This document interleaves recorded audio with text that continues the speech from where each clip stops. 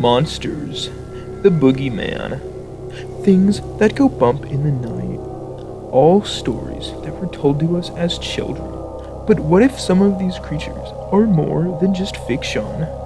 One in particular I have a fascination for, the Slender Man. Starting as a character created by Victor Surge for a photo contest on the internet, the original photo capturing this elusive figure was so adored that some began to even expand the myth of Slender Man himself into countless stories on their own. Nowadays, there are devoted fans of the myth who claim it to actually be fact. But could there really be any truth to this entity's existence? I don't know. Let's dive into it together.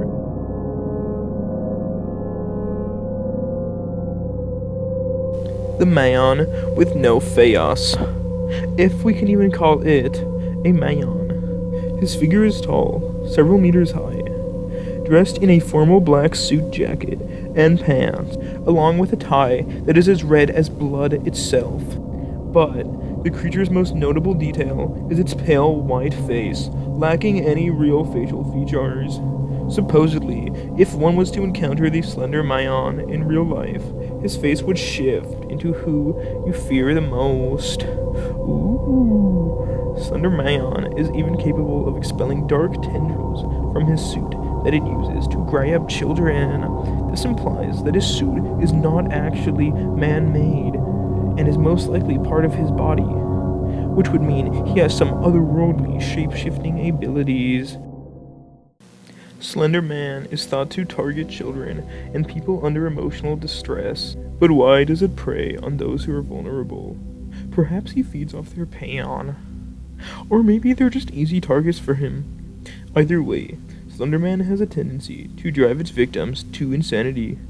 Perhaps that is his end goal, to corrupt the human mind and break us, feeding off our mental energies. He tends to reside in deep forests and works under the cover of darkness, attempting to lure his victims to their demise, where he will kill them and eat them.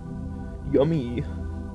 Forests are the perfect hunting ground for a predator such as the Slender Man, because he is capable of vanishing and appearing elsewhere, maybe even disguising himself as a tree to hide in plain sight from his prey and waiting until the prime moment to attack. And if the Slender Man cannot reach you directly, he will tend to use proxies in order to carry out his will. There has been multiple real-life cases where children have attacked their own friends or family members in order to please the Slender Man, where two young girls lured out their friend into the woods and stabbed her a total of 19 times, luckily in no vital organs, and she survived, thanks to a biker on the trail. The young girl was saved, and the two girls were arrested. After the incident, Anissa, the girl responsible for the stabbing, told authorities that she did it so that she could please Slender Man with a blood sacrifice, so that Slender Man wouldn't come and kill her family. In my opinion, I do not believe Slender Man. Maybe when I first heard of him, when I was young and childish, but not so much anymore. There just isn't enough facts, and the only evidence is from accounts that could be faked.